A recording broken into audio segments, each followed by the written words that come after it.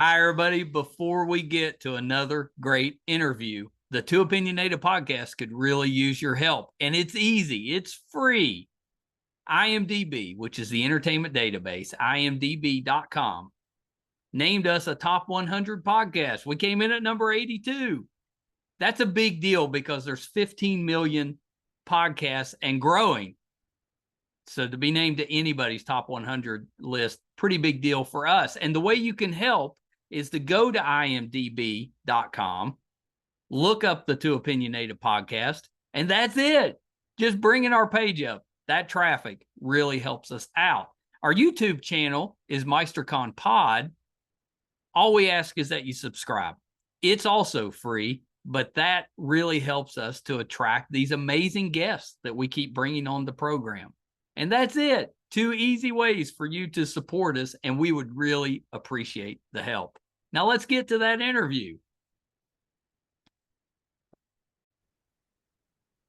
Hi, everybody. Welcome to another edition of Too Opinionated. I'm so excited today. I've got actor, writer, director Ted Lange with me. So welcome, Ted. Thank you, Michael. How you doing? I'm doing so good. And off camera, I was telling you, I got a chance to do some bucket list interviews. You're on that list. Oh, well, we're taking care of part of that today, aren't we? That's exactly right. Person. It's not in person, but this is good. So I when I was younger and watching The Love Boat, it was on the reruns, right? So it had come out, and I remember my parents watching that. When they were watching, I think it was maybe a Saturday night show. It was Saturday night. Yeah. That's right. Well, when a few years after that, they started showing Love Boat, Fantasy Island back to back, but during the week. So it'd be, in the mornings, Monday through Friday. That's when I got it. So it was probably somewhere there in the 80s. I was probably watching, or maybe late 70s even. But yeah. And it was one of those shows, and I wanted to ask you about that because the Fantasy Island, some of the others, we don't really have those type of shows anymore. Those celebrity of the week as the guest star type of shows where they're just fun. And you can, at the end of the show, no matter what happened during the show, you walk away feeling good. And I wanted to see what you thought about that and why we don't really have shows like that anymore.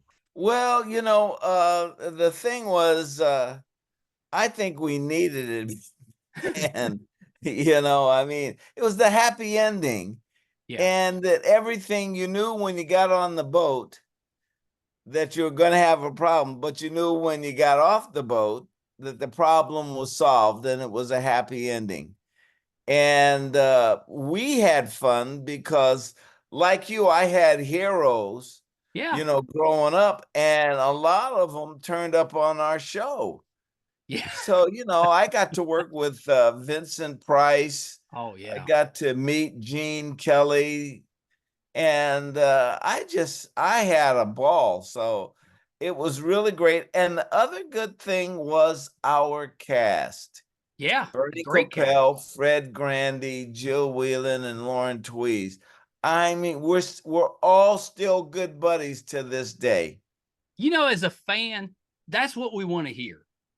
Yeah. If you love a show, you want to hear that the cast still gets along.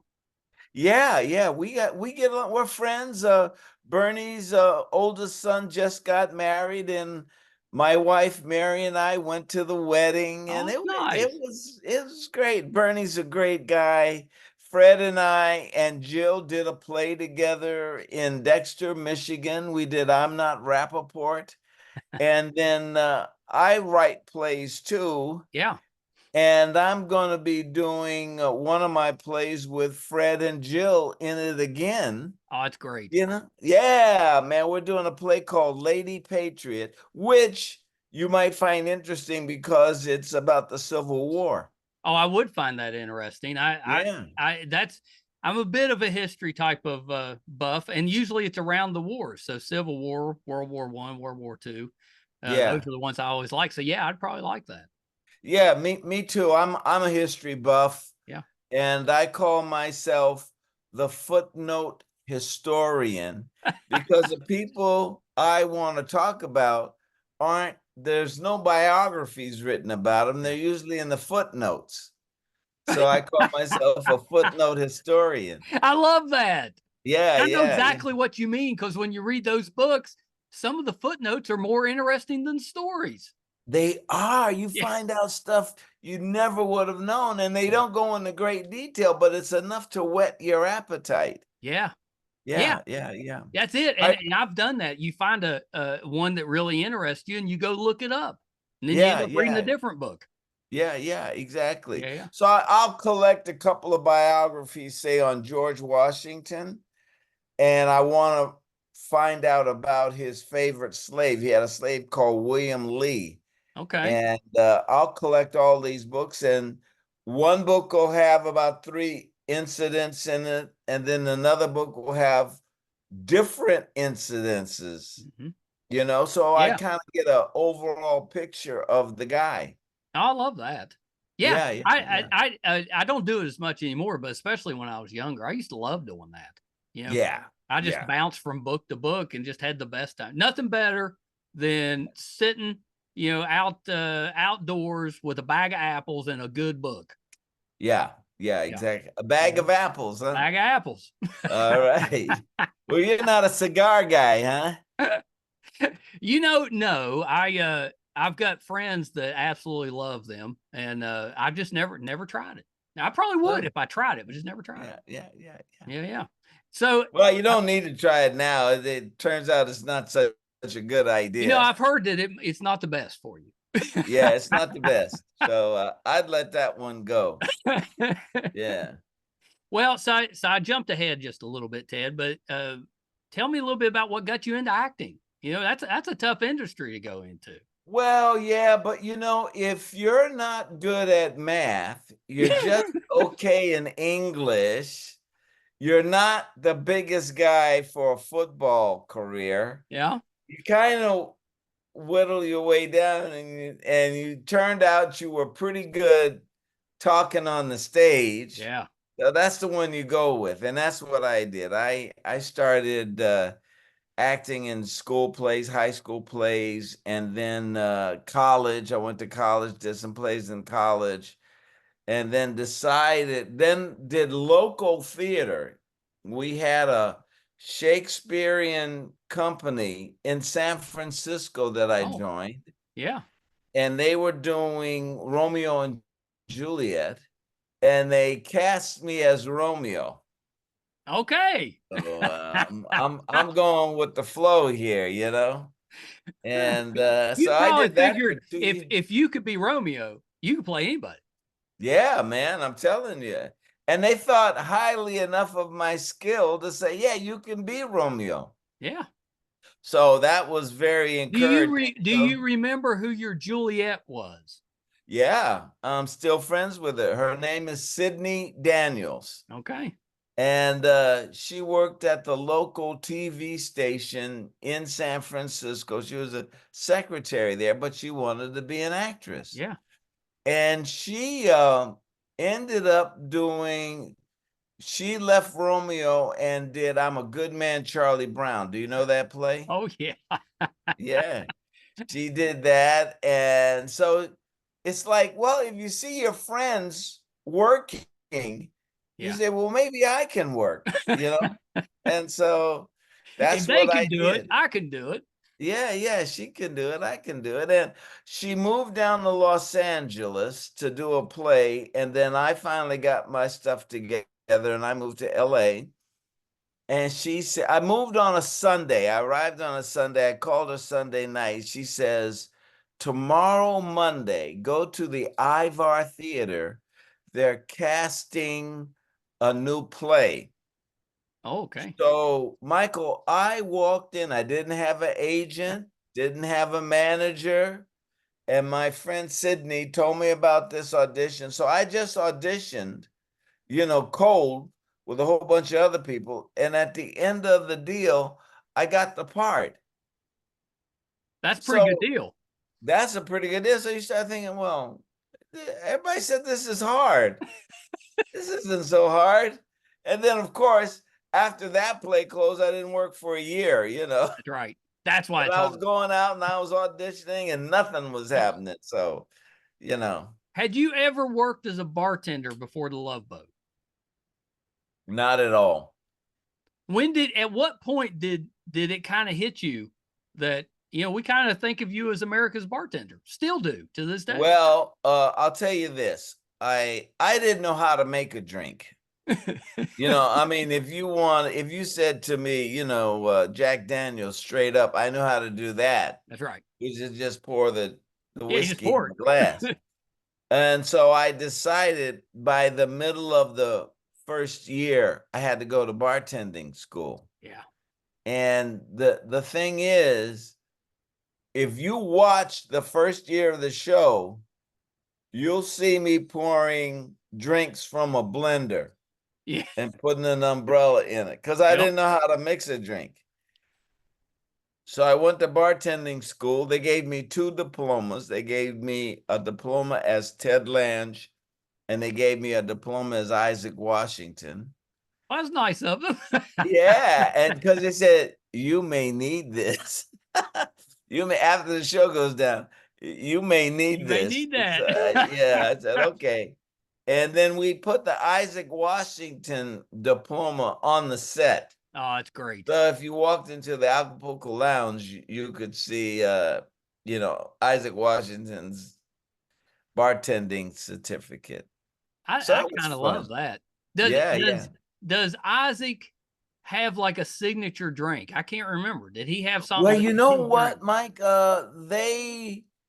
Now, if you go on Princess Cruises, they have the Isaac cocktail. So what's in? Huh? What's in that? What's the alcohol? Rum. That's what rum is in it. Pomegranate juice and seltzer, and it's really clean, refreshing taste. But Fred Grandy, Gopher, and I were sitting with a big Princess Cruises mucky muck guy, and Fred says to the guy, he says, you're missing an opportunity. And the guy goes, well, what do you mean we're missing out? I said, Fred said, you've got the world's most famous bartender here, and you got this big boat. We were on the boat at the time. You got this big boat, and there's no signature drink. Yeah. And so the guy goes, oh, wait, that's a good idea. And that's how it came from Fred. It came from Fred. And well, he was right. He writes. Yeah. Fred writes. Yeah, he's a wonderful writer. Yeah, he's really, really strong. No, I was saying he was right. They needed and he was right. Yeah. He was right. He was right. And so if you go on, they've got an Isaac cocktail now on the boat. As they should. Yeah, as they should. So you take a Princess Cruise and you can buy a drink centered on my character. Yeah, I love that. Did you start directing for the first time on the Love Boat? Yeah, I went to film school. Yeah. And the American Film Institute, and I learned about directing. But the first 3 years of the show, they wouldn't let me direct. They said, well, if you direct, everybody else is going to want to direct. So then I went to everybody else and I said, do you guys want to direct? They go, no, it's too much work. I don't want to direct. So I went back to them. I said, hey, they don't want to direct. And they said, well, we don't care. We're not letting you direct. They didn't think you'd call them on that. Yeah, exactly. So what happened was we were all signed to 5-year contracts. Usually it's 7. But if they don't have that much faith in your show, that's right, they sign 5-year. Well, yeah, back in the day, it was 7 seasons was kind of the thing. That was the goal. Yeah. So they came to me and they said, we want to, before this year is up, we were in the 4th year. We want to re-sign you up for a 7-year contract. Yeah. And what do you know, how much money do you want? And I just said, I want to direct. And they go, oh no. He But still they hadn't gave forgot it to about me. it. Yeah. They gave it to me. And from that point on, I started directing the shows. Yeah. And I wanted to ask you is, what does a actor's director mean? Well, that's someone that understands character. Yeah. And you have to communicate with the actor.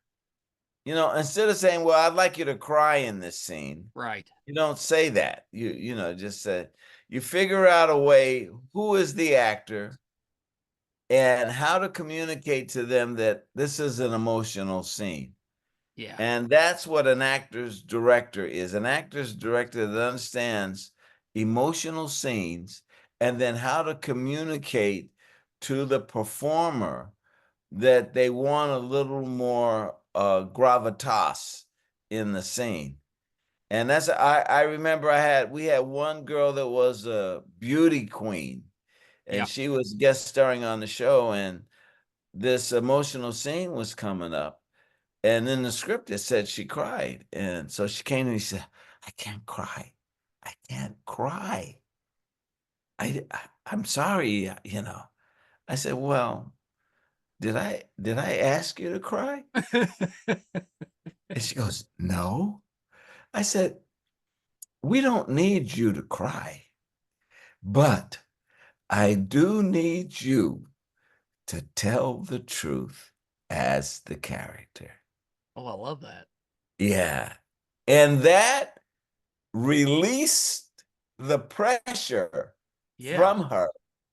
That girl cried like a baby. Michael, she was in tears. You probably helped her out. If she continued acting, now she can cry. Yeah, now she can cry. Yeah. And so that's kind of what you find, because you're looking at the person, the actor, and you say, how can I talk to this person and give them direction that will be helpful to their interpretation of the character, Yeah. Yeah, I kind of love that. And that's kind of what I thought that that meant, because you hear in sports you'll have the a player's coach. And you kind of that's a coach that tends to take care of his players a little bit and let them have a little voice in the way things are operating. So I figured it was kind of similar, but yeah, it is. yeah, that's very really much good. so. I saw we just had that remake of The Fall Guy, and you directed some of those. I went and saw it, and I saw Lee Majors in the movie. Yeah, and that the was other great. thing is, you know those autograph shows that they have? Of course. I saw, so I went and did, I was in Knoxville. I was in Knoxville, Tennessee. They had an autograph show. Walked in, and I hadn't seen Lee Majors in 30 years. And he was in a booth signing autographs. So I went over to him and we talked, and I go around the country doing plays. Yeah. Fred and I just did Give 'Em Hell Harry together too. And so I said, Lee, where are you? Where are you living now? He said, I live in Houston, Texas. I said, I'm coming to Houston next year to do a play. I'll comp you if you want to see it. He says, here's my number. He gave me his phone number and stuff. So when I do this play in Houston, I'm going to invite him to opening night. Yeah, you have to. Yeah, man, because he was really good to me. He was really, really wonderful in letting me direct. And then, the star, you find out what the star of the show is. And as the star of the show, everybody follows his lead. That's right. And he was great because he was a leader. He's a leader. I was disappointed.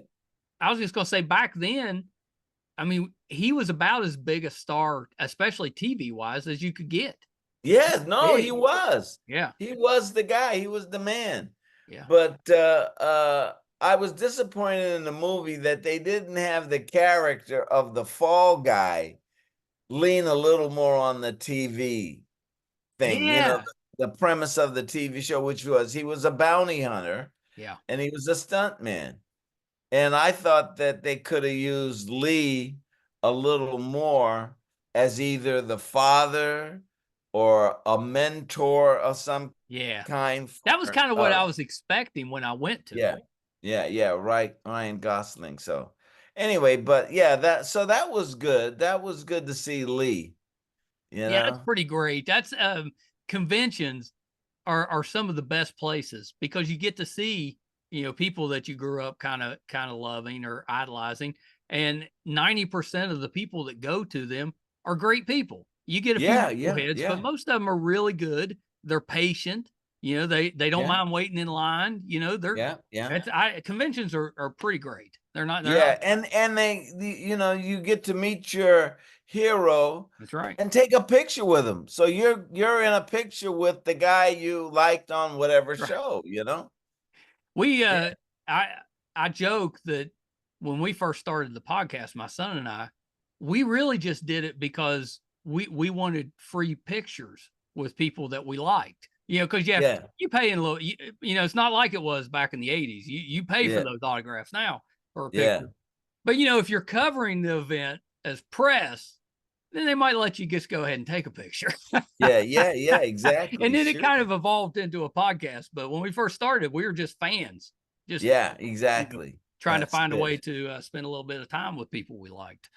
So who was the one guy you met that you just fanboyed out on? Well, I'll give you two. The first one was Adam West. I got to Adam West. I got to meet him at a convention. Him and Burt Ward. Burt Ward's coming on the show in the next week or two, so I'm pretty excited about that. But the one for me was always Shatner. He was. Oh yes, of course. I really wanted to meet, and he came through West Virginia, and they asked me to moderate for him. So he did his show, on stage, and I was the one asking him the questions. And I got to go out to dinner with him, just the two of us, and it was great. So that was my biggest night, I think. I have an Adam West story. Oh yeah, hit me. I did Who Wants to Be a Millionaire? And Adam was one of the contestants, and I was one of the contestants. Okay. So I knew I was going to be meeting him. So I cornered him and I told him this story. My oldest son came to me and said, "Dad, Father's Day's coming up, but we didn't get you anything." I said, "Well, why didn't you give me something?" He says, "Well, we bought the gift for Mom, and that took all the money." And so my son liked to draw. Oh, okay. So I said, "Well, why don't you draw me a picture?" He said, "Well, I don't know what to draw." And I had bought them an encyclopedia on TV Batman. Oh, yeah. So I said, "Draw me this picture of Adam West as Batman." That's smart. Can you do that? Oh, yeah. He goes, yeah, I can do that. So he draws this picture. And it's like, when he was like about 11 or 12. So he's just starting out drawing. Yeah. So the picture's a little primitive, but you can tell it's Batman, A year goes by. So I keep that picture. A year goes by. He said, "Dad, I don't have any money for Father's Day." And I said, "Well, draw me another Batman." He says, "Oh, okay." Yeah. So you see, he did it for about 6 years. Every year. And you could see his progression as an artist. Oh, that's cool. Yeah. So when I met Adam West in New York, we were all flown to New York to do Who Wants to Be a Millionaire. I said, "Hey," and I told him the story.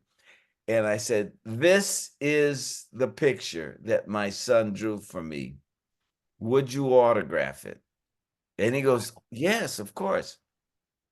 Then at the same time, my son was at an art college in New York, in Brooklyn, New York. What's the name? I can't remember the name of the art college. Darn. Anyway, my son came over from Brooklyn to see us tape the show, and I introduced him to Adam West. And so, I mean, that's awesome. Pratt. Pratt is the Pratt. name of of the art college.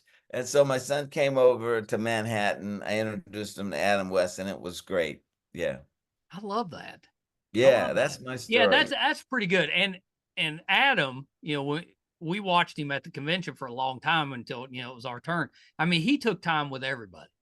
Yeah. You know? So you have to wait a while to get up there, see him, but nobody minded because everybody got a minute or two with him. It was kind of just nice exactly. guy. Yeah, he was. He's a nice guy. Yeah, who was your guy? You know, did you have somebody when you got into show business that you were like, yes. Yeah. And I got to meet him too. Do you remember a show called The Wild Wild West? Love The Wild Wild West. Yeah. Robert Conrad. Of course. Bum bum bum bum bum bum bum bum bum bum. Oh my gosh. And I saw him in a restaurant in Hollywood. I never knew why celebrities went to certain restaurants, and then I found out. I took my wife to this Italian restaurant. And when you're famous, sometimes people feel inclined to come over to you in the middle of the meal. That's right. They interrupt your meal. They interrupt your meal. Yeah. Well, I went to this restaurant called Da Vinci's Italian food. Yeah. And every time somebody made their way to me, the maitre d' would grab them by the elbow and walk them away, huh? Away. You know, I said, "Oh, I get this. I can eat my meal in peace."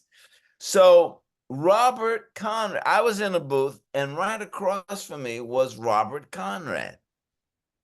So I waited till he finished his meal. And I got out of my booth and I went over to him and I said, "You know, when I was growing up, I wanted to be James West. You were my hero. You and Artemis Gordon." Of course. And he said, "Really?" I go, "Yeah."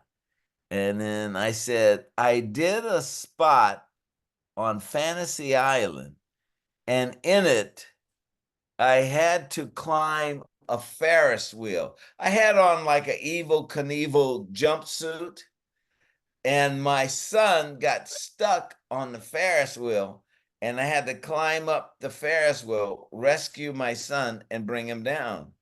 And I said, "Robert, as I was climbing up the Ferris wheel, I was doing your theme song. Bum bum bum bum bum bum bum bum bum bum bum. Well, he probably loved that. Loved that. He loved that. So yeah, I got to meet my hero. Hero. That's pretty great. That's so fun. my parents, they got cable TV 1978. I remember that. And the only thing that came with it was like a Better Picture and TBS. That was cable. Yes. Yeah. You know, but TBS would show in the early morning, would show Wild Wild West and Cisco. Oh, did they? Yeah. A lot of that stuff. And so that's when I saw those and absolutely loved Wild Wild. Yeah. Because he had the cool gadgets and stuff. Yeah. Because it was James Bond in the Wild West. Yeah, exactly. Yeah. That was that's not an easy show to make and not make it look silly, but they did it. It was so good. And he would do all of those fights himself. Oh, I believe it. Yeah. No, he was jumping off of buildings and everything else. Yeah. You know, I told you that I used to watch the Love Boat and Fantasy Island in the mornings. Well, the show that came on after Fantasy Island was Don Ho. He Oh, had, sure. yeah, nobody remembers though. Don, older people remember it, but younger Yeah, people no, don't we know remember. Don But Ho. he had kind of a variety show that he would do. And he'd play Tiny Bubbles and that type of stuff. And Yeah, I used to love that show because he'd have so many talented people coming through it. yeah, exactly. Yeah, it was pretty good. Connie Stevens did a Hawaii private eye show. Do you know that? No, I didn't know that. What? It was called Hawaiian Eye. And I Robert don't know that Conrad one. was on that. Hawaiian Eye. You should go on YouTube and I'll look find at it. that. And I think Don Ho made appearances because he was the biggest thing in Hawaii at the time. Oh, he was huge in Hawaii. He was huge. And so, yeah, there was a show, Warner Brothers. They had a detective. The Warner Brothers went through phases. First, it was detective shows, and they did 77 Sunset Strip. Oh, and I remember that one. Yeah. And they did Hawaiian Eye. And the whole thing took place in Hawaii. One of the sidekicks was a guy named Ponce Ponce. And he was Hawaiian. And Connie Stevens was on. So when I first met Connie Stevens, I'm talking to her about, Hawaiian Eye. And she was really sweet. But that's awesome. I mean, it wouldn't be too difficult to convince actors to come to Hawaii to work, I don't think. Yeah, that's not a tough I mean, that's a pretty good gig. That's a good gig. You directed some of the new Gidget. We had Dean Butler came on a couple weeks ago. Oh, did he? He was talking about it, and he'd mentioned that people thought of you as kind of a actor's director, and that's where the question came from. Yeah. So Dean and Karen Richmond, and she used to live near me, but about 4 years ago when I lived up close to LA, and I would see her all the time. Karen Richmond, she was a sweetheart. She was really a sweetheart. That's a tough act to follow when you're following Sally Fields. I know, believe me. But she made it work, and she was good at what she did. So yeah. Yeah, Sally Field was, she had a tough way to go because it was Gidget, Right. Yeah. She went from the Flying Nun to Gidget. I used to love the Flying Nun. That was just a fun show. But that's a hard sell after you're done with that and you want to do something dramatic. Yeah. Well, and of course, it wasn't too long after that she did Smokey and the Bandit and some of those, and good. Yeah, she did Smokey and the Bandit, and she did this thing about 16 personalities. I think it was called Sybil. And that was I forgot about that one. Yeah, she played 16 different characters in one body. Yeah. Yeah. I don't remember if I actually watched that or I just remember that being out. I do remember. I think she won an Emmy for it too. Oh, I'm sure. Yeah, that'd be difficult playing 16 personalities. Yeah, exactly. For some of us. Hard. For some of us. That's right. That's right. Who are you today? Yeah. Do you so today, do you prefer to direct, write, or act? You know what, Michael? I love directing. Yeah. I absolutely love directing. And the thing about being a director is if you've got a little paunch, hanging over your belt. Yeah, like most of us do. They don't care. Yeah. But if you're supposed to be on camera, they go, hey, man, can't you hold your stomach in? Can't you? You don't have to do any of that. Directing, you just show up, you do your homework, you show up, and you tell everybody else, okay, here's the scene, let's do the scene. Yeah, you're the guy telling people to suck their stomach in. You don't have to worry about that. Oh, yeah, no. And the other thing is remembering lines. Oh, yeah. Now, did you ever see the picture of the Godfather when he is in the garden with Michael, the son? I don't think I have. I mean, I've seen pictures of that, but I don't think I've seen that. You never saw the off-camera pictures? I don't think so. Did they have? There's somewhere on YouTube. There's a picture of Al Pacino sitting there, Marlon Brando, and then there's a tree above them, and the cue cards in the trees. No, I definitely haven't seen that. And then on his right, there's cue cards over there, and then on his left, there's cue cards over there. So what he does is, the scene is, don't worry, Pop, I got it all covered. And then Brando goes, did I tell you that whoever comes to you is, he's reading it. Oh, that's great. Yeah, man. And I heard one of I think was James Caan said, those cards were strategically placed so that the thought progression in the scene complemented when he looked away and did that, or when he, Yeah, because it's not easy just reading from a card and making it look like you're not reading from a card. Yeah, make it look like you're not reading. Hey, do you know about the oranges? No, what about the oranges? Godfather? Uh-uh. Oh, Michael, you're gonna love this. I will. See, I love the Godfather stuff. It's just been too long, I think. Yeah. Okay, so Francis Ford Coppola, just before something violent happens, there's an orange on screen.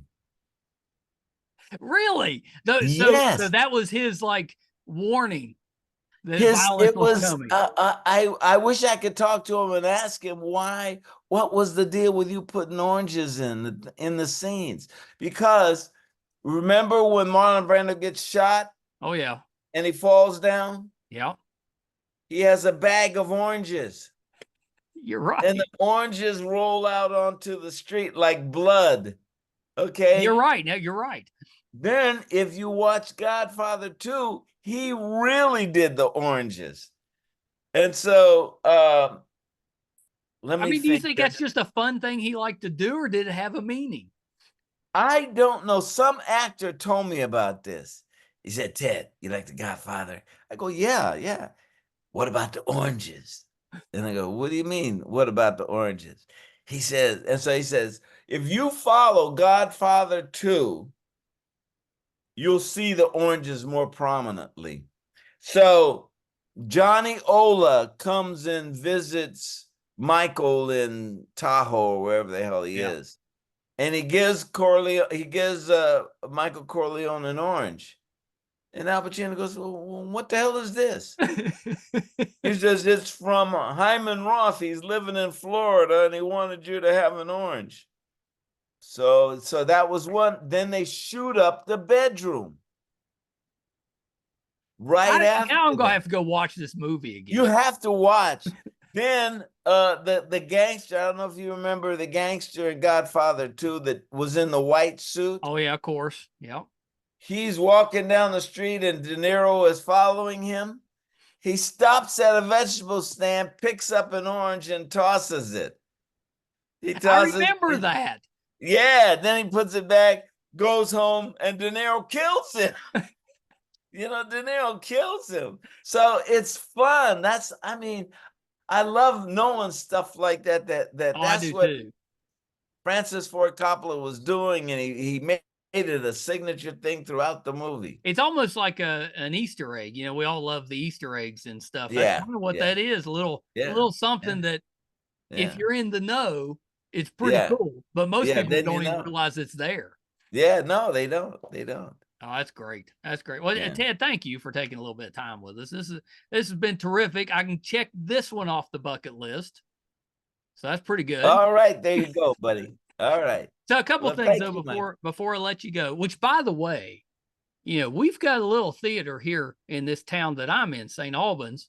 We had Ed Asner came through, did his one-man show. He was playing God and did a little go to local theater a couple years before he passed. So Fred out our way. Come on. Fred and I should come and do Give 'Em Hell, Harry. Yes. That's the show we're doing. It's a one-man show. I'm directing Fred. He's fantastic as Harry. Oh yeah. I love And we go around and like we did it in Dexter, Michigan. We did it in Indiana. We're just going around the country doing this show. We did it in Syracuse, New York. We've got a company called Five for the Show. And if you can contact us at that, we can maybe come to your theater and Yeah, and do you it. should. And then we can talk in person. Well, that's it. I was going to say that our studio is right down the street from our Okay, local there you go. theater. Fred will buy us lunch. Fred should. Yeah, He Fred owes should us buy that. us lunch. Yeah. Okay. Yeah, but you're fixing the drinks. I'm fixing the drinks. Damn Okay. right. I'll Yes. provide the setting. Fred can give the food. You're handling the drinks. There you go. That That's sounds pretty good. 100%. All right. Yeah, that's a done deal. We'll make Done that. deal. All right. So a couple things though, Ted, before I let you go. Anything else that you're working on that we can kind of keep an eye out for? Well, I'm working on this Civil War play. It's called Lady Patriot. Yeah. Takes place during the Civil War. And a woman named Elizabeth Van Loo, who was a Southerner who did not want to secede from the Union. Okay. She brings her slave girl back to Richmond, Virginia. And the girl, she had put the girl in college, in a Quaker college in Pennsylvania. The war is starting. She brings her back and she gives her to Jeff Davis.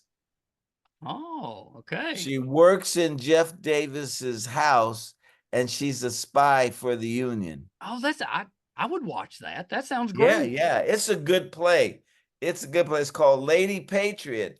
And it's about the patriotism of three women. Mary Bowser, the slave girl, ex-slave girl. Verena Davis, who was 100% Southerner. And then Elizabeth Van Loo, who did not want to secede from the Union. So they're all celebrating their patriotism in their own way. I love that. So, Lady Patriot. Yeah. When does that one come out? That's going to be in the spring off Broadway in New York, May. Ooh, we may have come up for that one. Yeah, come on up now. Come on up. That sounds like my type of play. Yeah. And you can do your broadcast from there, Oh, yeah. And I would. Yeah. So where can we find you on social media, Ted? I'm on Facebook, and that's it. I'm on Facebook. Oh, but let me just say this. Jill Whelan is on Instagram, and she kept a video diary of us, the three of us, working together in Michigan. Really? So if you go to official Jill Whelan, you can see the three of us preparing from the first day of production to rehearsing the play to opening the play. She has I'll look that up. That'd be great. Official Jill Whelan. What if we brought the Love Boat back? And I know they've done it, they've tried it a few times. But what if we brought it back and you got like the original cast is your initial guess? Yeah. Well, Jill is working on a project where she's trying to bring it back. But so far, whenever they brought it back, they didn't do a really good job. No, it didn't recapture the magic. No. So you got to find someone that understands the deal that can capture the magic, Yeah. Well, when it was on, Fantasy Island was like that too. You didn't have trouble after the first year, probably getting guests. Everybody wanted to do it. Yeah, exactly. Everybody wanted their face in the circle. Yeah. I directed a Fantasy Island. Did you? With Tori Spelling and George Kennedy. And so I'm sitting on an apple box underneath the lens. Yeah.